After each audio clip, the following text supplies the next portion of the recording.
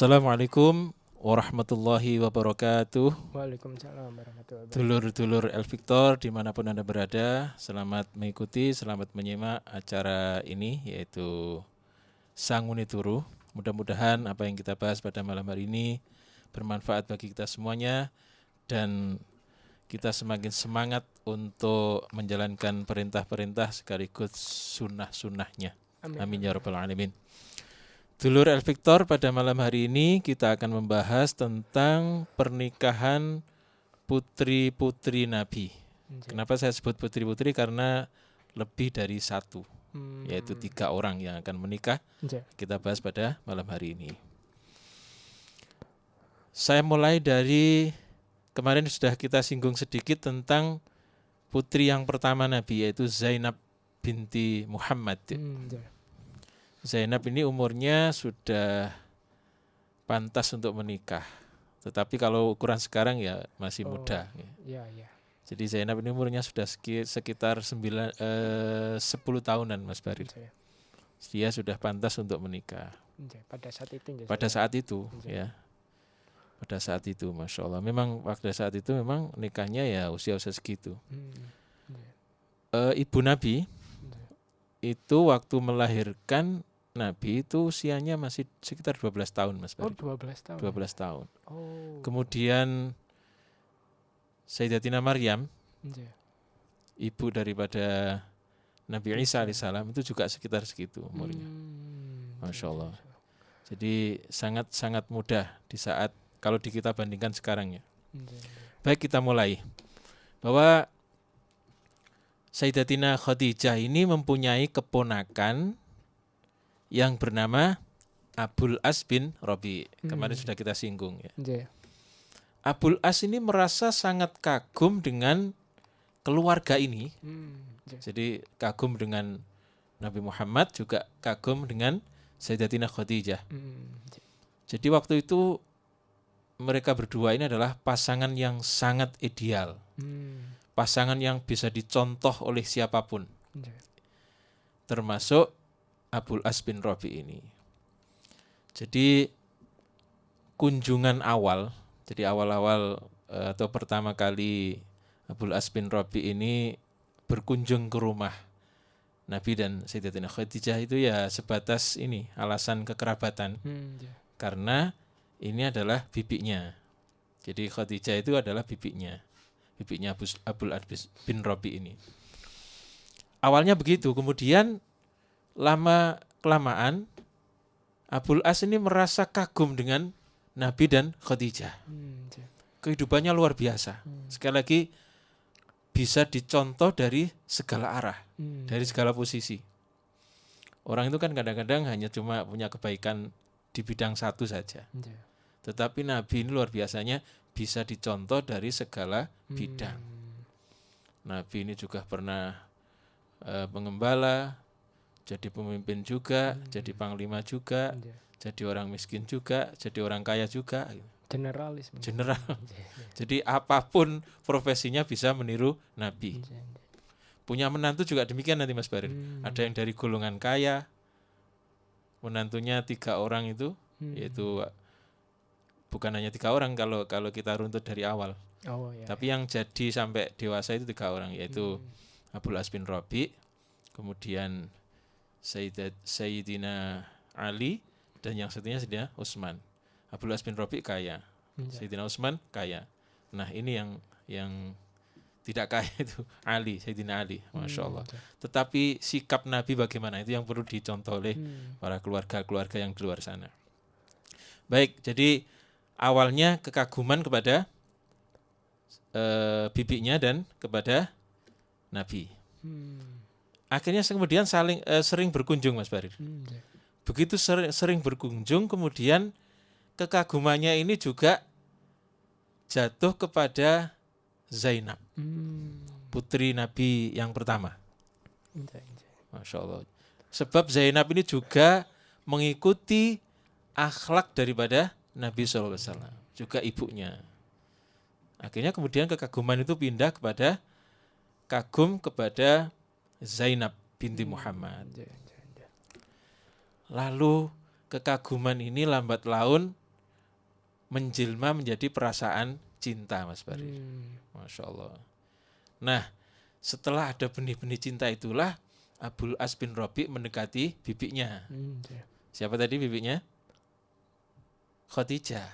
Ya, Khadijah itu bibinya. Lalu mengutarakan mengutarakan apa yang menjadi isi hatinya, yaitu ingin meminang Zainab. Nah, karena ini keponakannya sendiri, kemudian Abul As ini juga terkenal dengan sifat-sifat yang mulia, maka Sayyidatina Khadijah tidak ada pilihan lain kecuali menerima. Tetapi kan dia masih punya suami, yaitu Nabi. Maka kemudian Khadijah ini mendatangi Nabi, lalu mengatakan maksud daripada Abul As bin Rabi, yaitu ingin meminang Sayyidatina Zainab. Nah, untuk meyakinkan Nabi, Khadijah ini mengatakan bahwa Abul As bin Rabi ini adalah pemuda yang mempunyai sifat-sifat mulia, yang sudah terkenal, sudah dikenal luas karena kebaikan dan kejujurannya. Nah, mendengar penuturan Nabi, mendengar penuturan siapa? Khadijah, Nabi pun langsung setuju, Mas Fari. Nabi langsung setuju. Maka kemudian hari pernikahan ditentukan. Bahkan Khadijah ini merelakan kalungnya yang dibanggakan karena Nabi juga sangat suka dengan kalung itu, sangat dibanggakan. Itu diberikan kepada putrinya, yaitu Zainab, sebagai hadiah pernikahannya. Masya Allah, ini kalung ini luar biasa. Sehingga nanti akan menjadi kisah yang mengharu biru kalau bahasa kita. Kisah yang mengharu biru. Nah, kisahnya nanti akan kita bahas pada pertemuan-pertemuan yang akan datang, yang mungkin masih 20 pertemuan lagi. Nanti akan sampai ke sana. Maka kemudian setelah hari pernikahan itu, Zainab harus berpisah dengan keluarganya karena mengikuti Abul As bin Rabi. Itu sudah menjadi tradisi, dan di Jawa pun demikian. Nah, kalau di Jawa ini kadang-kadang yang laki-laki ikut perempuan, atau kadang-kadang yang perempuan ikut laki-laki. Tetapi budaya di Arab sana pada waktu itu adalah yang perempuan, yang wanita ikut laki-laki. Nah, dulur Victor, belum lama setelah pernikahan Zainab, Khadijah ini dikejutkan oleh kunjungan yang sangat mendadak dari rombongan Bani Hashim. Berarti dari keluarga siapa nih? Bani Hashim itu keluarga Nabi, ya, dari keluarga Nabi. Jadi Nabi itu berasal dari Bani Hashim, yang dipimpin oleh paman Nabi sendiri, yaitu Abu Lahab. Sehingga kunjungan ini agak mengejutkan Khadijah, karena sebelumnya tidak pernah, Mas Barir. Jadi rumah Khadijah dengan Nabi itu walaupun berdekatan dengan rumahnya Abu Lahab pamannya, ini pamannya ini jarang sekali main atau berkunjung ke rumah Khadijah. Sehingga waktu itu ya rodok kaget. Kok bawa rombongan juga? Masya Allah. Nah, ternyata dalam kunjungannya itu Abu Lahab mempunyai maksud, yaitu meminang dua putri Nabi, yaitu Ruqayyah dan Ummu Kulthum, yang akan dinikahkan dengan dua putranya sekaligus, Mas Farir. Luar biasa, jarang ini terjadi. Jadi ada orang punya anak laki-laki dua, kemudian meminang kepada orang yang punya putri dua, langsung dinikahkan. Siapa nama putra dari Abu Lahab ini? Namanya adalah Utbah dan Utaibah. Ini bukan kembar, tapi selisih sedikit, selisih 1 tahun mungkin ya. Jadi Abu Lahab meminang kedua putri Nabi, yaitu Ruqayyah dan Ummu Kulthum, untuk dinikahkan dengan putranya yang bernama Utbah dan Utaibah. Oke. Nah ini kisah ini jarang yang tahu ya karena memang tidak pernah dibahas. Lalu Nabi ini menatap wajah sang istri yaitu Khadijah yang dari tatapan itu beliau mengisyaratkan bahwa tidak ada buruknya lamaran itu diterima. Sebab yang putri pertama sudah dinikahkan dengan orang selain suku Nabi. Oke. Ya, selain suku Nabi. Berarti yang kedua ini ya mbok ya Pantese gitu. pantese gitu ya, Oke. pantese. Sebab ketika Abul As bin Rabi' menikahi Zainab itu dari suku Nabi itu banyak yang protes. Loh kok tiba-tiba dinikahkan dengan itu? Seharusnya yang paling berhak ya suku Bani Hashim ini, kan gitu. Oke. Sehingga ketika pamannya ini melamar, maka Nabi ini merasa tidak pantas untuk apalagi menolaknya ya. Oke. Masya Allah. Jadi dua anak Abu Lahab ini merupakan pemuda-pemuda terpandang sehingga ya tidak ada salahnya. Jadi pemuda-pemuda yang terpandang. Oke. Jadi Abu Lahab ini memang terkenal dengan kekayaannya di Bani Hashim, Mas Bari. Dari sekian pemuda Bani Hashim, mereka berdualah yang berhak menikahi Ruqayyah dan Ummu Kulthum. Ini menurut pandangan Nabi. Dari segi kemuliaan ya, Oh, kemuliaan nasabnya tentunya. Tetapi Nabi menegaskan bahwa beliau tidak akan memutuskan perkara ini sendirian. Sehingga Nabi kemudian berdiskusi dengan istrinya yaitu Khadijah. Kemudian Khadijah disuruh meminta persetujuan dari putri-putrinya. Masya Allah. Kemudian Khadijah ini masuk ke dalam menemui putrinya. Nah Mas Barir sebenarnya ini ada perasaan mengganjal dari Khadijah ini Mas Barir. Kenapa itu? Mengapa harus tergesa-gesa? Oh. Jadi dua putrinya ini masih umur 7 tahun dan 6 tahun. Oh iya. 7 tahun dan 6 tahun. Masya Allah. Jadi perasaan mengganjal yang pertama adalah kenapa harus terburu-buru, nggak nunggu 3 tahun lagi atau berapa tahun lagi. Bukankah putrinya ini masih belia, masih umurnya masih 7 tahun dan 6 tahun. Tetapi Khadijah menyadari bahwa Abu Lahab ini memang pantas dan berhak untuk semua itu. Sebab yang pertama sudah dinikahkan dengan sukunya Khadijah. Khadijah, sukunya Khadijah kan. Maka yang kedua ini ya pantasnya ya dinikahkan dengan Bani Hashim. Apalagi Mas Barir, paman Nabi Abu Lahab ini dulu adalah orang yang membuat pesta 7 hari 7 malam, bayangkan. Karena menyambut kelahiran Nabi. Masih ingat Suwaibah al-Aslamiyah, budak daripada Abu Lahab. Begitu Suwaibah al-Aslamiyah ini menyampaikan berita bahwa keponakanmu telah lahir, langsung dia dimerdekakan. Kemudian membuat pesta 7 hari 7 malam untuk menyambut kelahiran daripada keponakannya itu. Jadi Abu Lahab ini memang termasuk orang yang kaya di Bani Hashim. Bahkan ketika dia masih bujangan, Mas Barir.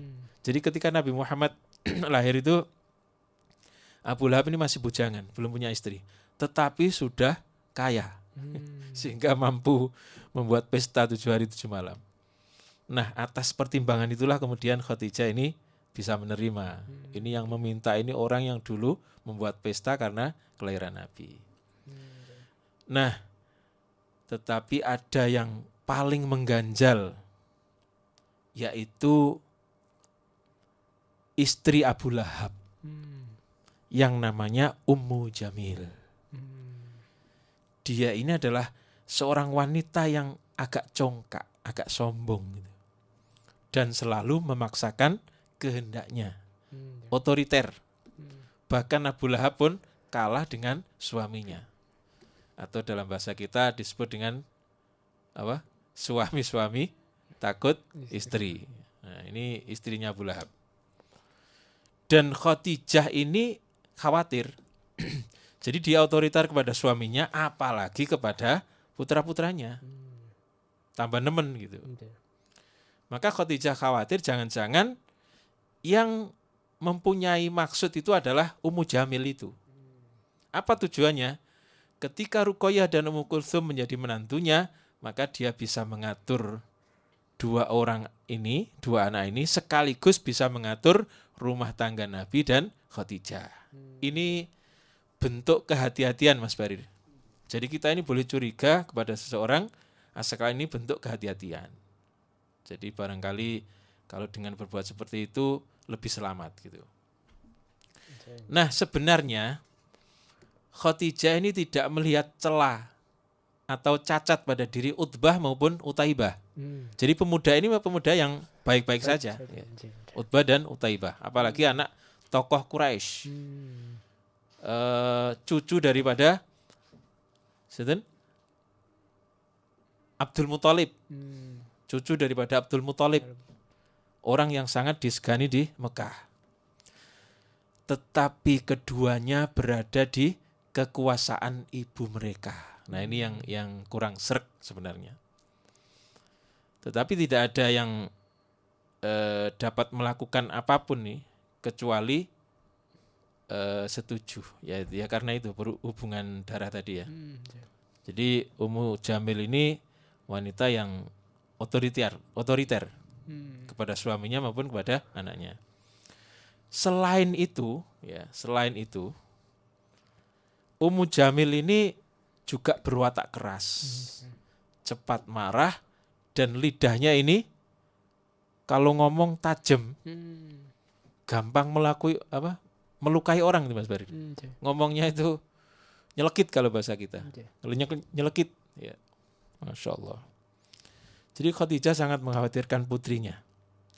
Ia kemudian menemui Ruqayyah yang sedikit banyak sudah mengenal Utbah karena rumahnya memang tidak jauh. Untuk meminta pendapat daripada Ruqayyah. Nah, Ruqayyah ini tidak, sebenarnya ya juga sama dengan ibunya, tidak melihat kekurangan di pihak Utbah. Tetapi ia selalu berusaha menghindar dari pergaulan dengan Utbah dan Ummu Jamil serta seluruh anaknya. Jadi dia berusaha untuk menghindar karena ada ibunya itu tadi, Ummu Jamil tadi. Mungkin takut disentak atau seperti apa gitu ya. Masya Allah. Nah, bagaimana dengan sikap daripada Ruqayyah ini? Lalu dalam kebimbangan itu ia memilih sepenuhnya persoalan ini diserahkan kepada sang ayah. Berarti diserahkan kepada Nabi. Dengan keyakinan bahwa Allah pasti akan membimbing ayahnya untuk mengambil keputusan yang paling tepat. Ini Ruqayyah, Mas Barir. Lalu bagaimana dengan Ummu Kulsum? Saat itu Ummu Kulsum hanyalah seorang gadis yang masih belia, yang sebenarnya belum mengerti persoalan ini. Jadi yang dia tahu itu kalau wanita itu ya biasanya dinikahkan oleh ayahnya. Begitu ayahnya menyuruh menikah ya menikah. Dia belum bisa diajak untuk ngomong masalah pertimbangan. Jadi yang dia tahu hanyalah semua wanita Quraisy menikah dan ayah-ayah mereka lah yang mengatur semuanya. Jika ayahnya menyuruh menikah, maka dia pun akan menikah. Itu Ummu Kulsum. Nah, Durul Ekviktor sekalian, setelah mendapat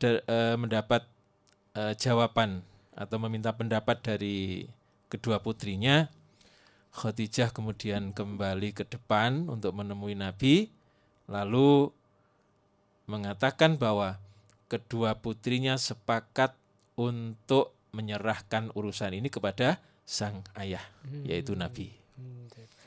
Kemudian Nabi menyampaikan kepada rombongan bahwa ia menerima pinangan Utbah untuk Ruqayyah, kemudian Utaibah untuk Ummu Kulsum. Maka dua pasangan ini akhirnya menikah. Ya, dua pasangan ini akhirnya menikah. Tetapi karena masih kecil, Ya, walaupun sudah menikah, mereka tetap tinggal bersama dengan orang tuanya. Sama dengan Nabi Mas Barir. Ketika menikah dengan Sayyidatina Aisyah juga masih tinggal dengan ayahnya. Baru jadi satu itu ketika di Madinah. Masya Allah. Jadi mereka tetap tinggal di rumah Nabi dan Khadijah. Jadi pernikahan ini sifatnya hanya mengikat saja, supaya tidak ada orang yang masuk lagi atau melamar. Masya Allah. Nah, kemudian setiap saat atau beberapa hari sekali, Utbah dan Utaibah ini mengunjungi rumah Nabi untuk bertemu dengan istrinya. Ya sekedar berkunjung. Kalau bahasa kita sekarang kira-kira apel. Ya, apel. Jadi apel tapi sudah menikah. Masya Allah, luar biasa, ini bisa dicontoh ini. Apel tapi sudah menikah. Jadi walaupun diajak keluar sudah tidak dosa Mas Barir. Tetapi kebanyakan sekarang ini kan lamaran, kemudian beberapa bulan kemudian baru menikah. Itu sangat berbahaya. Ya. Walaupun sudah ada ikatan tapi kan masih dosa itu. Lalu bagaimana kalau terjadi kecelakaan? Kecelakaan maksudnya sesuatu yang MBA misalnya. Nah, gitu. Itu semuanya dosa. Orang tuanya juga dosa. Padahal itu dosanya luar biasa loh. Nah, itu yang tidak dipertimbangkan orang sekarang. Jadi lamaran dengan waktu pernikahannya masih beberapa bulan, beberapa tahun. Kan lebih baik dinikahkan dulu, masalah rame-rame belakangan kan begitu. Betul. Itu lebih aman gitu. Masya Allah. Jadi Utbah dan Utaibah ini sering mengunjungi Ruqayyah dan Ummu Kulthum. Kalau bahasa kita sekarang adalah apel. Dan keduanya mendapatkan sambutan yang hangat dari Khadijah sebagai penghormatan kepada putra dari paman suaminya. Nah, dulur El Victor, waktu terus berjalan, bulan Ramadan semakin dekat. Ini saya bukan ngomong konteks sekarang, tapi konteks kisah ini ya. Bulan Ramadan kembali segera datang. Jadi Nabi itu beruzlah ketika bulan Ramadan, Mas Barir. Ya, beruzlah ketika bulan Ramadan. Pada bulan itulah Nabi biasanya melakukan uzlah ke Gua Hira. Lalu Khadijah mulai menyiapkan perbekalan untuk suaminya. Tetapi Khadijah ini agak kaget sebab Nabi memutuskan untuk berangkat uzlah lebih awal. Enggak seperti tahun-tahun yang dulu ya. Ini lebih awal. Sebelum masuk bulan Ramadan, beliau sudah memutuskan untuk uzlah. Lalu beliau pergi ke Gua Hira, lalu tinggal berhari-hari di sana. Sesekali pulang untuk mengambil bekal. Sekali pulang. Kalau bekalnya nasi ya 1 hari 1 malam enggak. Tapi ini bekalnya makanan kurma, kismis gitu ya, sehingga bisa awet berhari-hari. Jadi sekali pulang kemudian kembali lagi ke Gua Hira. Nah, tampaknya Nabi ini semakin menyukai Mas Barir, semakin menikmati uzlahnya itu. Hingga suatu malam beliau di tengah kegelapan malam itu, beliau tenggelam dalam perenungan yang sangat mendalam. Bagaimana ciptaan Allah serta kekuasaan dan keagungannya. Saat itulah beliau melihat sosok makhluk berdiri di hadapannya. Dengan satu kaki berada di ufuk langit yang sebelah dan satunya berada di ufuk langit yang seberang.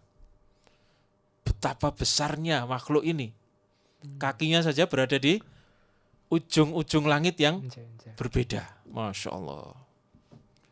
Jadi di ujung cakrawala yang satu dengan cakrawala yang lainnya. Lalu makhluk ini mengatakan, "Wahai Muhammad, aku adalah Jibril." Wahai Muhammad, aku adalah Jibril. Bisa dibayangkan bagaimana ketakutan Nabi saat itu. Beliau tidak kenal sama sekali. Jibril, Mikail, Raqib, Atid belum kenal ya. Masya Allah. Jadi bisa dibayangkan bagaimana takutnya Nabi pada waktu itu.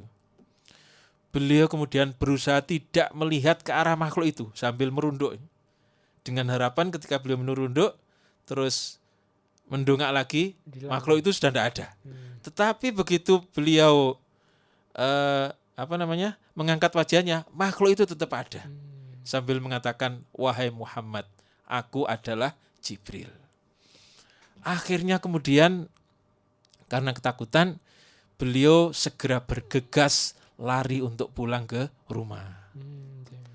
Nah, sesampainya di rumah, beliau menceritakan apa yang baru saja dilihatnya dengan mengatakan, wahai Khadijah, demi Allah, aku tidak pernah membenci sesuatu seperti aku membenci berhala dan para peramal. Jadi aku tidak pernah membenci sesuatu kecuali kepada berhala dan para peramal. Aku takut apa yang aku lihat itu merupakan pertanda bahwa aku akan menjadi peramal.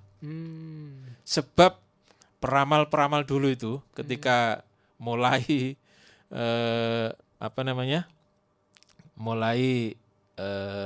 berkarir, itu awalnya bercerita ditemui oleh makhluk ini dan seterusnya. Jadi Nabi ini mengira bahwa yang baru saja dilihat itu adalah jin atau makhluk halus lainnya. Sehingga beliau khawatir, jangan-jangan dengan kedatangan makhluk itu nanti aku akan menjadi peramal. Gitu maksudnya. Iya. Lalu kenapa sangat benci kepada peramal, Ustadz? Sentimen awalnya gitu, kenapa, Ustadz?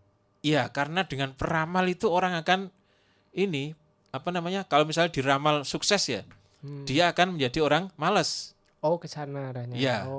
Ya. Kalau dia diramal diramal tidak sukses, dia akan putus asa. Ya, nah itu kan membahayakan. Betul. Dua-duanya membahayakan. Sehingga Nabi sangat benci dengan peramal. Gitu ya. Atau kahin atau dukun lah zaman-zaman itu. Jadi yang dibenci Nabi yang pertama adalah berhala dan yang kedua adalah peramal. Dan ketika beliau melihat Jibril itu, malaikat Jibril itu, beliau merasa ketakutan sebab beliau nanti jangan-jangan orang ini akan memberitahu saya rahasia-rahasia takdir Allah, kemudian saya akan menjadi peramal. Sebab saya sangat benci dengan peramal. Ini termasuk ini Mas Barid, keutamaan Nabi. Kenapa harus benci dengan peramal? Padahal secara logika tidak ada permasalahannya dengan kehidupan Nabi. Tetapi peramal ini dilarang oleh agama. Dan beliau sudah merasakan itu walaupun belum menerima wahyu. Masya Allah. Jadi Nabi sangat ketakutan karena sebagaimana kisah-kisah daripada peramal-peramal terdahulu, mereka bercerita pernah didatangi jin atau makhluk halus yang lainnya, kemudian mereka jadi peramal. Lalu Khadijah meyakinkan sang suami dengan mengatakan, tidak wahai saudara sepupuku. Tidak wahai saudara sepupuku. Jangan katakan itu. Tidak mungkin Allah melakukan hal itu kepadamu. Tidak mungkin Allah menjadikan engkau sebagai peramal. Engkau adalah orang yang selalu menyambung silaturahim, jujur, selalu menunaikan amanah, dan akhlakmu juga mulia. Pasti yang datang kepadamu itu adalah malaikat, bukan jin atau makhluk halus lainnya. Masya Allah. Ini Khadijah bisa ngomong begini karena pengetahuannya tentang kisah-kisah terdahulu. Nah, setelah suaminya tenang Mas Bari, Nabi tenang, Khadijah kemudian pergi menemui sepupunya. Masih ingat Mas Bari siapa? Yaitu Warokoh bin Naufal. Warokoh bin Naufal. Lalu ia menceritakan apa yang baru saja dialami oleh sang suami ini. Nah, lalu apa komentar daripada Warokoh? Setelah mendengar kisah atau cerita daripada Khadijah tentang suaminya, Warokoh dengan wajah berbinar-binar lalu mengatakan, demi Allah, saudara sepupumu itu benar-benar jujur Jadi dia tidak berbohong cerita seperti itu. Oke. Inilah tahap awal dari kenabian. Pada tahapan berikutnya, kata Warokoh, akan diturunkan kepadanya kitab suci terbesar yang pernah ada. Oleh sebab itu, perintahkan kepadanya agar tidak berprasangka apapun kecuali berprasangka yang baik-baik saja. Jadi jangan pernah berprasangka itu setan, itu jin dan lain-lain. Berprasangkalah yang baik, bahwa kalau ketemu makhluk lagi pasti dia mempunyai niat dan tujuan yang baik untuk Nabi, gitu maksudnya. Maka Khadijah menjadi semakin lebih tenang, Mas Barir, dengan apa yang disampaikan oleh Warokah. Sesampainya di rumah, ia kemudian menceritakan semua yang dikatakan oleh Warokah bin Naufal tentang peristiwa yang baru saja dialami oleh Nabi. Maka hati Nabi ini semakin tenang, beliau bisa tidur. Bahkan ketika beliau tidur dan melihat sesuatu dalam mimpinya, setelah itu kemudian menceritakan kepada Khadijah, dan mimpi itu menjadi kenyataan, Mas Barir. Jadi memang mimpi Nabi itu semuanya benar. Ya, mimpi Nabi itu termasuk wahyu dan semuanya benar. Ini kelebihan Nabi, termasuk nabi-nabi terdahulu. Nah, kalau mimpi kita sekarang ini kadang benar, kadang salah.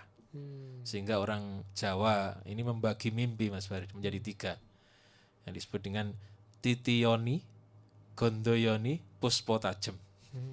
Ada mimpi itu yang hanya kembang bunga tidur, ya, kembangnya turu. Kemudian ada yang mimpi itu karena terbawa pikiran, dan mimpi itu ada yang berupa firasat. Dan Nabi pernah mengatakan bahwa yang tertinggal dari kenabian untuk umatku adalah mimpi yang benar. Jadi ada mimpi yang benar, dan itu termasuk ilham dari Allah Subhanahu Wa Taala. Jadi sekali lagi, salah satu keistimewaan daripada para nabi adalah mimpinya pasti benar. Dan ini sudah dialami Nabi setelah awal pertemuan dengan malaikat Jibril tadi. Namun ketika beliau kembali untuk berhuzlah, beliau ini sering terdengar ada yang memanggil gitu, Mas Barir. Ada yang memanggil. Salamun ala Muhammad, salamun ala Nabi, dan seterusnya. Koyok-koyok batu-batu itu menyampaikan selamat kepada Nabi. Pohon-pohon juga demikian. Nah, beliau ini berusaha untuk tidak menghiraukan itu. Jangan-jangan itu hanya ilusi saja dan lain-lain. Bahkan ketika beliau berjalan di malam yang gelap pekat, itu kadang-kadang ada seakan-akan ada cahaya gitu yang menyoroti depannya gitu, Mas Bari. Menjadi terang dan beliau bisa melihat jalan dengan sangat jelas. Nah, semuanya itu menjadikan beliau kembali ragu. Ini ilusi atau sungguhan? Atau jangan-jangan ini saya sudah masuk kepada alam yang lain? Atau jangan-jangan saya gila? Masya Allah. Jadi beliau sangat mengkhawatirkan bahwa ini ilusi dan saya akan menjadi orang gila. Masya Allah. Ketika sampai di rumah, beliau kembali menceritakan peristiwa itu kepada istrinya, yaitu Khadijah. Karena keraguannya tadi, apakah saya ini masih normal atau sudah gila? Ya Allah, bisa dibayangkan bagaimana keadaan Nabi pada waktu itu. Beliau sangat khawatir, saya ini masih normal atau gila? Kok ada suara yang memanggil, ada cahaya yang menerangi, ini ilusi apa sungguhan? Jangan-jangan saya ini sudah gila. Masya Allah. Lagi-lagi Khadijah ini mengatakan untuk menenangkan Nabi, ya, Allah tidak akan pernah melakukan itu kepadamu. Engkau itu adalah orang yang baik, jujur, amanah, dan itu sudah terkenal di mana-mana. Pasti Allah tidak akan melakukan itu kepadamu. Maksudnya membuat gila itu. Wahai putra Abdullah, Allah pasti tidak akan melakukan itu kepadamu. Masya Allah. Jadi sekali lagi bisa dibayangkan peran Khadijah saat itu Mas Barir. Sangat luar biasa. Ini memang rencana Allah. Bayangkan kalau misalnya yang dinikahi masih muda, nggak bisa ngomong ini. Iya. Ya Allah, masih muda, apalagi di bawah Nabi gitu misalnya. Maka dia tidak akan bisa ngomong seperti ini.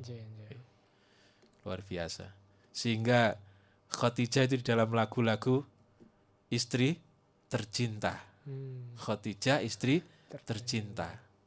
Yang membuat cemburu, bahkan Sayyidatina Aisyah yang masih muda itu cemburu kepada Khadijah di saat orangnya sudah tidak ada. Karena Nabi sering menyebut-nyebut Khadijah. Ada orang dodok-dodok itu, begitu suaranya terdengar Khadijah, itu temannya Khadijah, sehingga Nabi langsung ingat kepada Khadijah. Masya Allah. Maka Sayyidatina Aisyah ini pernah mengatakan begini Mas Barir, wahai Rasulullah, kalau kamu sedang mengembalakan kambing, ada 2 lapangan, yang satu sudah pernah digembalai orang dan yang satu belum. Apakah milih yang mana? Milih yang mana sampean? Nabi kemudian, lah itu kalau masalah urusan gembala ya milih yang belum digembalai. Tapi kalau urusan Khadijah ya saya tetap milih Khadijah gitu kata Nabi. Sebab Nabi sudah tahu arah perbicaraan daripada Aisyah itu. Apakah tidak marah pada saat itu? Nabi? Aisyah gitu. Aisyah? Pas dijawab seperti itu. Enggak marah. Enggak marah. Justru Nabi yang kadang-kadang marah itu. Bahkan saya pernah mengatakan begini, wahai Aisyah, dulu waktu dakwah awal itu tidak ada satu orang pun yang membelaku kecuali Khadijah. Tidak ada orang yang berkorban dengan hartanya kecuali Khadijah. Dan tidak ada orang atau istri yang bisa melahirkan putriku kecuali Khadijah. Dijawab gitu zaman. Agak marah itu, pernah agak marah. Masya Allah. Dulur Evitor, jadi tanda-tanda kenabian itu semakin sering muncul. Sedangkan sebagian masyarakat Quraisy masih tenggelam dalam kegiatan bersenang-senang dan berpoya-poya. Satu-satunya tradisi yang mereka jaga secara turun-menurun adalah mempersembahkan kurban dan sesaji untuk berhala-berhala mereka yang tersebar di sekitar Ka'bah. Lalu, apa yang akan dialami oleh Nabi berikutnya akan kita bahas pada pertemuan yang akan datang. Demikian kurang lebihnya, mohon maaf.